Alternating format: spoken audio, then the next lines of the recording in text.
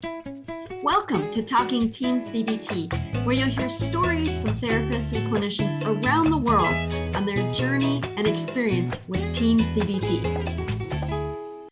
Welcome back, viewers and listeners. Today I'm by myself. I'm flying solo without Daniel. We're missing Daniel. But today we have Dr. Maor Katz on, and he is a psychiatrist in Mountain View, California. And he, along with a few friends, he started the Feeling Good Institute, which is super exciting and something I'm part of and been a blessing to me. Welcome, Maor. Thank you. It's lovely to be here. It's been a blessing to have. Yeah. So why don't you just tell us a little bit about, like, how did you get into TEAM? Like what piqued your interest? Yeah, so I was bored out of my mind doing postdoc. I was a postdoc in neuroscience, of the neuroscience of depression, and it sounds really cool. But really what it meant is I sat alone in front of a computer in a lab. Around me were a lot of pipettes, and I was in front of a big screen, and I was drawing circles around images of brains. As a part of the study. And so one day I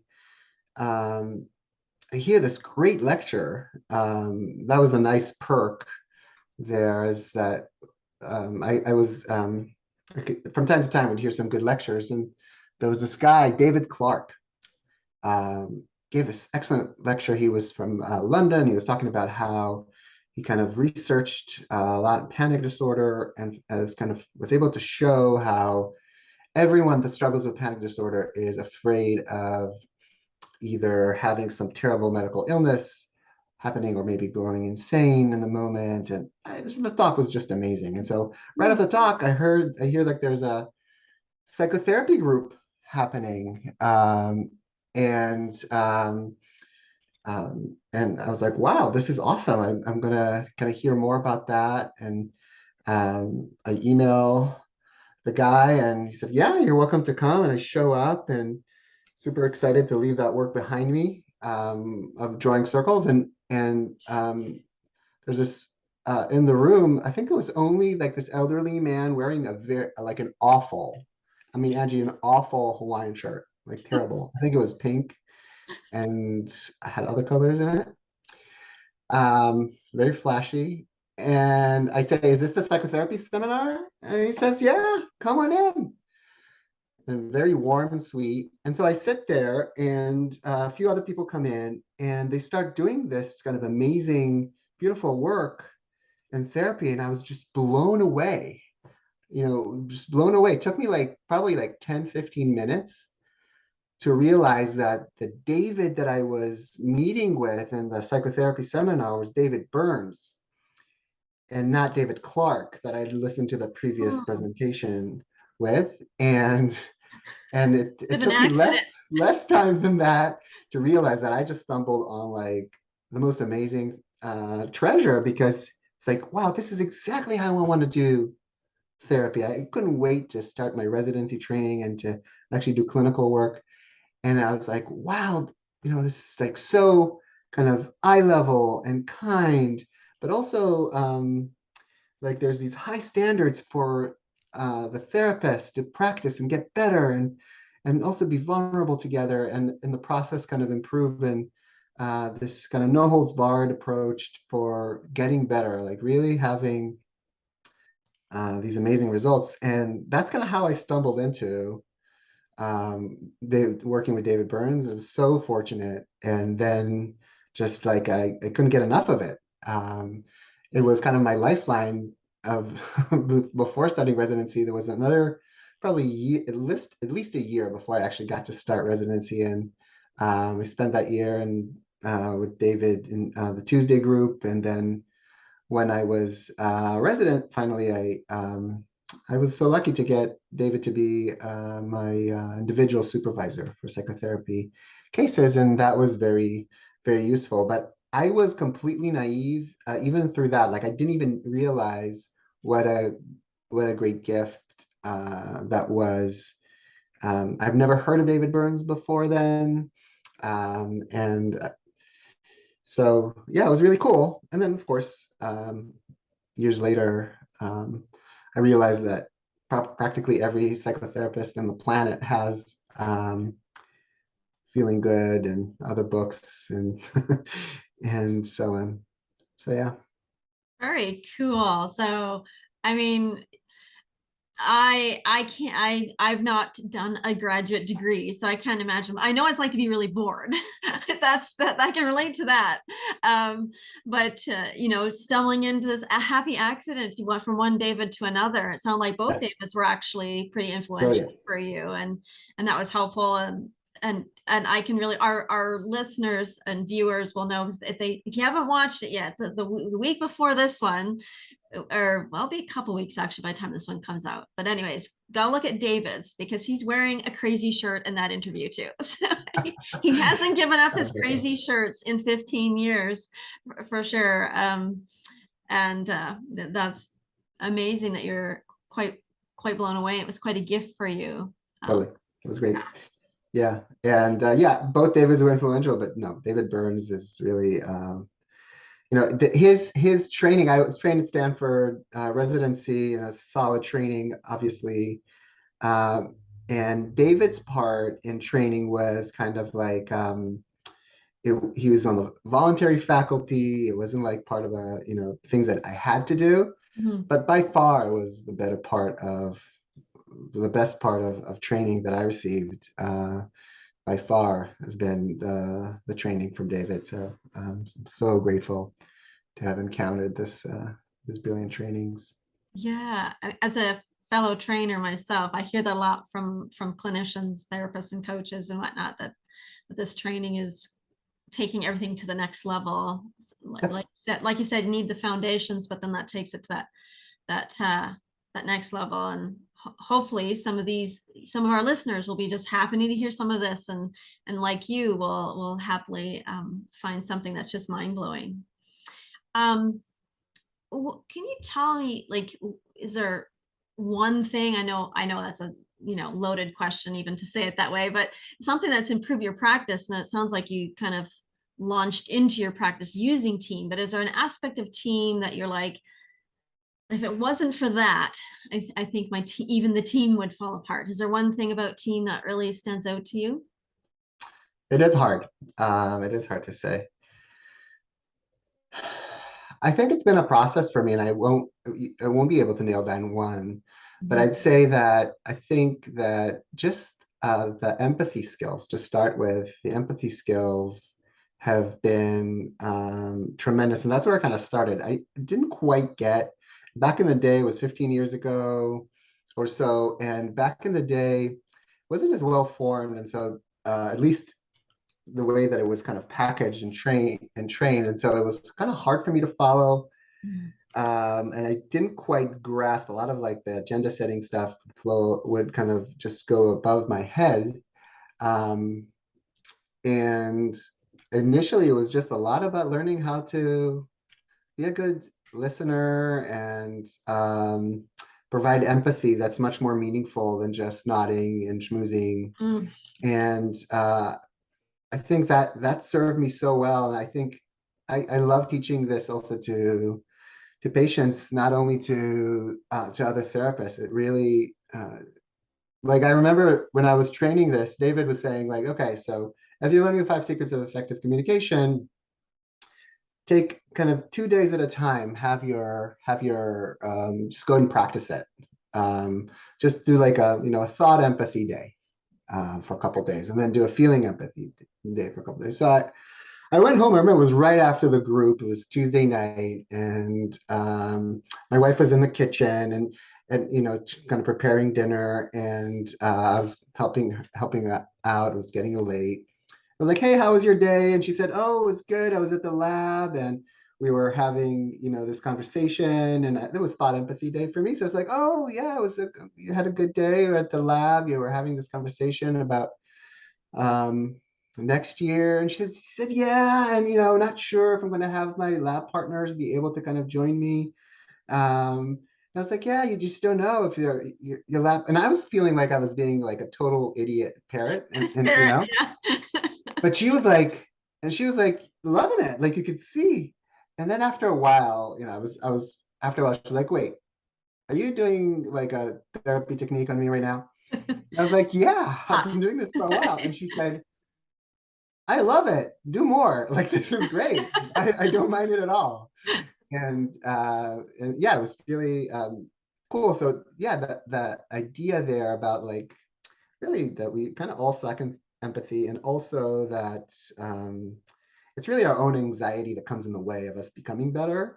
Anxiety of failing, anxiety of sounding like a parrot. Um, yeah. And then I remember also, yeah, I remember years later, I continued to fail in empathy, and David would point it out. The Tuesday group was so painful, but also felt like I learned a lot for all of that. Yeah, that parrot thing is always is a fear of mine too, because I can sometimes fail at empathy myself, and I kind of go back to just doing the thought empathy, and then I get trapped into a little into a spiral. But I just love that your wife was like, "Do more." That sounded affirming, really affirming that what you were learning, Yeah, and that the fact that practice, so-called practice, was actually effective, and I think right. makes a lot of sense. Absolutely. Yeah, Yeah. right. Um, Well, how has team impacted your practice or your clients? Maybe you can give us an example of something team related that's impacted Oh your yeah. work. So just like I remember maybe last week, um, I was working with a person. I'll change some details about the stuff so no Sure. one can, Yeah, of course. but so she's a very successful like she's a very successful investor, and but she's done very well in her life, but she was feeling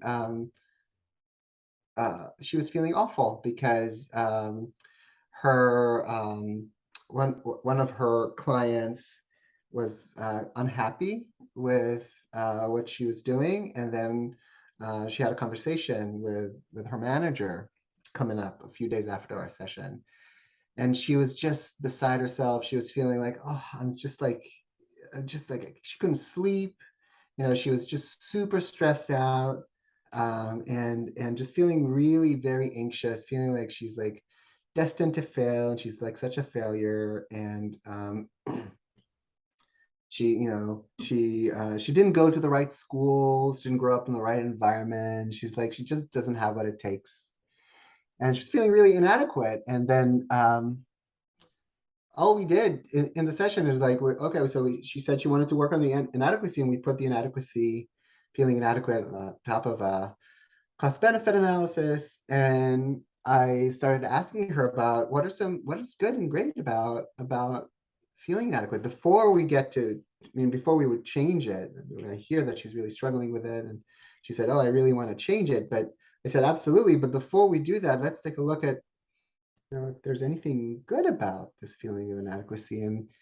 Um, and um, and then she was like, well, it makes me work above and beyond. Mm. I was like, oh yeah, I can totally see that. Is there anything else? She said, well, I think without feeling inadequate, I wouldn't be working so hard and wouldn't have been able to achieve working in this kind of great firm, even though I have like this humble beginnings. Um, it's really thanks to feeling kind of like an inadequate person that has helped me so much. And I was like, oh yeah, and so on. And by the end of 20 minutes into this, she was kind of giggling, and she was like, ah, I just love feeling inadequate. I'm so grateful for feeling inadequate. This is so nice. I really think this is great. And I was like, don't you want me to make sure that you feel less inadequate, more adequate, like better about yourself? She said, no, no, no, no. I mean, this is great. I must continue to feel inadequate. And I was like, oh yeah, absolutely. Is there anything else you need help with? And she was just giddy, and it was so sweet. It was such a great transformation to see coming from with this. Initially, she was so morose and having such a hard time, but then just with this very simple kind of approach that's just counterintuitive, to go and slow down and try to find a way to get from our patients what is good and beautiful and great and shows their values, and about their about their pain, about their symptoms, so to speak, can just be so relieving. Um, that I think that that's just tremendous. I think David is so brilliant, but this really step-by-step approach of getting into from like being kind of like an advice giver for advice that nobody really takes in, as therapy would be, my therapy would be without kind of TEAM-CBT, to this approach of like advocating for feeling better and accepting yourself as you are. It's just such a wonderful, wonderful tool set that we have. It feels like so easy to to just to help people if you kind of really own it. But it takes a lot of sometimes it takes a lot of strength. Like, can I tell you another story? Yeah. Yeah. Okay. So I've been working with this young person who is struggling with substance use problems. And I was like, hey, this is really dangerous. And I was saying this, and this his other psychiatrist was saying this, and his parents were saying this, and like, you need to get yourself together. That you're too sick. You have to go to like a residential program. This can't work. Like this, you're gonna die. This is really serious. And he was like, yeah, I know, but I got this. I hear you. You're right. I am very sick with this, but I got this. Give me one more chance. I was like, you can't have one more chance. The next time, I don't know if I'll get to see. This is really serious. I was very, very ill with addiction. And then I kind of caught myself. I was like, what am I doing? I'm kind of pushing him in the wrong direction. So I kind of stopped myself, and it kind of took like nerves of steel, I have to say, Angie, because like I was like, am I actually going to talk with him about what's good and great about like the amount of alcohol that he's drinking, what alcohol does for him, what Adderall does for him, like all of these things that are so potentially so harmful, even deadly. And here I am, I'll be kind of just sitting with him and just kind of, hey, I just want to stay in this place that loves alcohol, and what's good about it, and what's good about continuing to use, and what's good about, and for the first few minutes, it kind of felt like very hard. It just felt very hard, scary. Um, but a few days later, he was on a plane for a residential program, and it was just like, wow, wow. Uh, uh, what a transformation, like the turnaround. So I think, yeah, it's the agenda setting part, it's this motivational part that is just so brilliant, that this step-by-step way to take that role of resistance with our patients, and that just brings out this motivation out of them.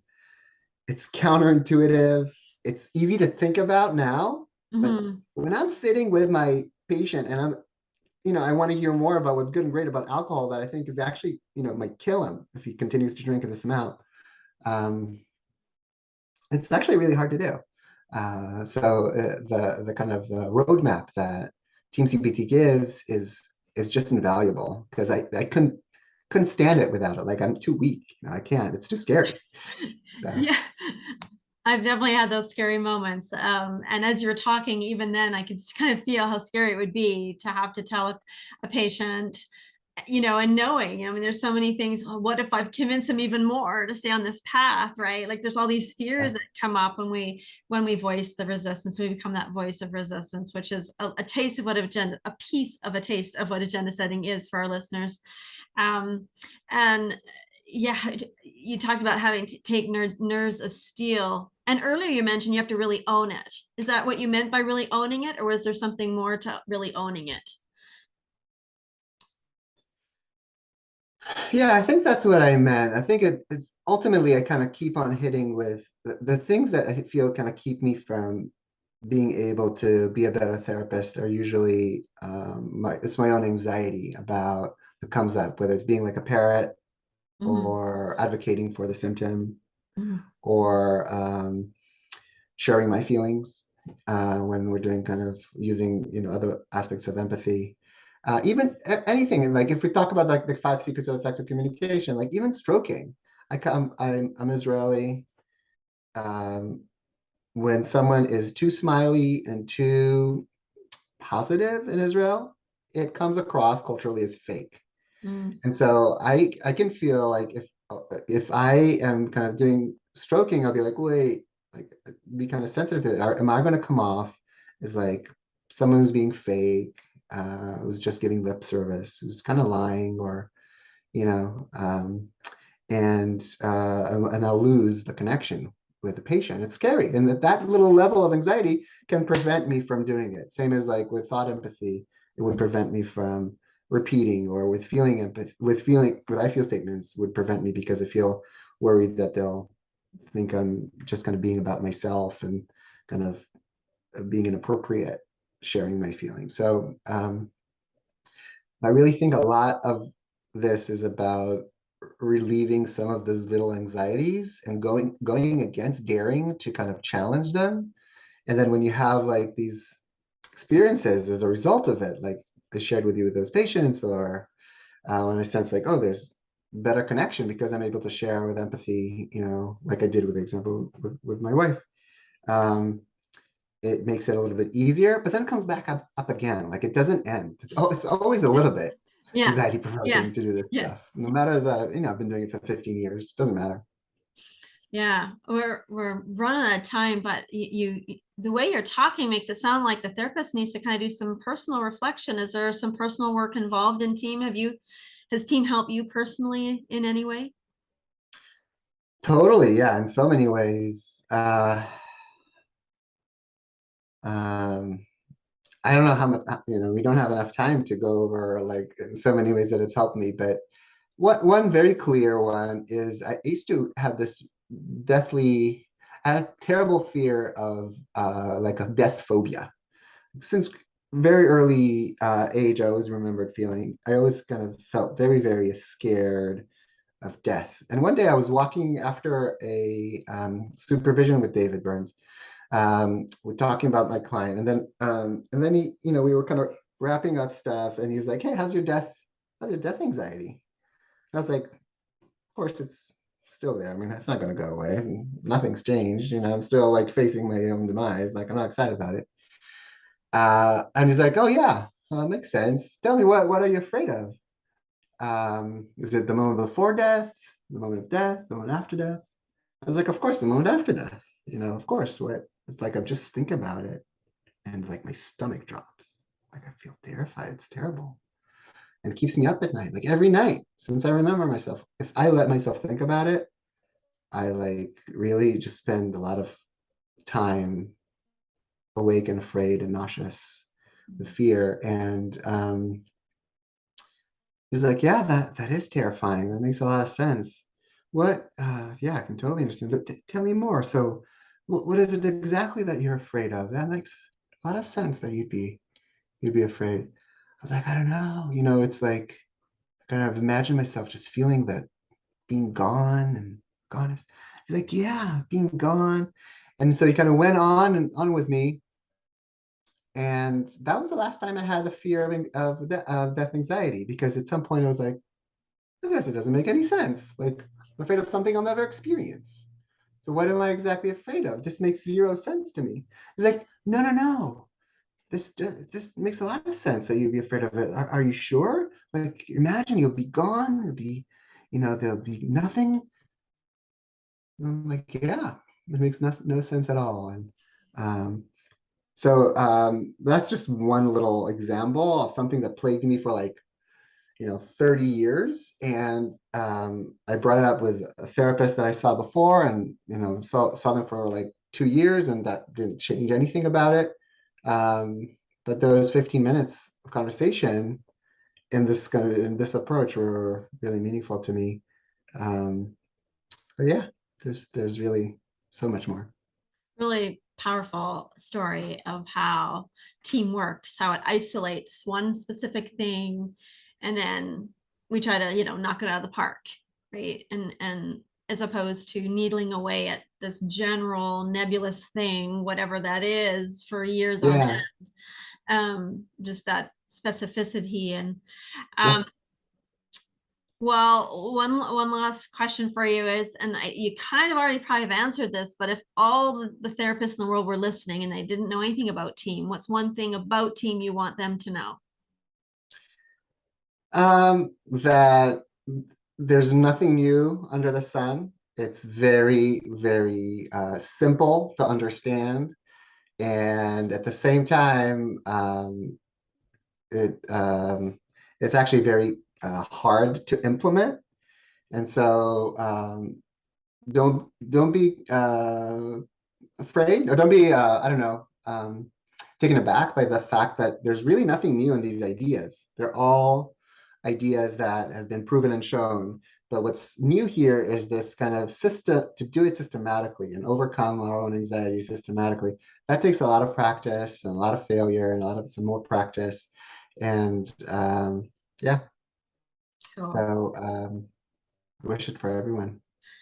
Well, with that, that's a great lead in for if people want to learn how to implement this, if they want to learn this system, you have trainings available at your Feeling Good Institute. So we'll put that link in the description, and we'll put it here across the screen. Yeah, Feeling Good Institute, and we always actually have it in our credits. So if you watch any of our videos, there's all kinds of trainings listed there at the Feeling Good Institute. So thank you, Maor, for coming on and having a chat with us. It was Yeah, great to hear some of your stories. thank you. Thanks for listening. Bye bye.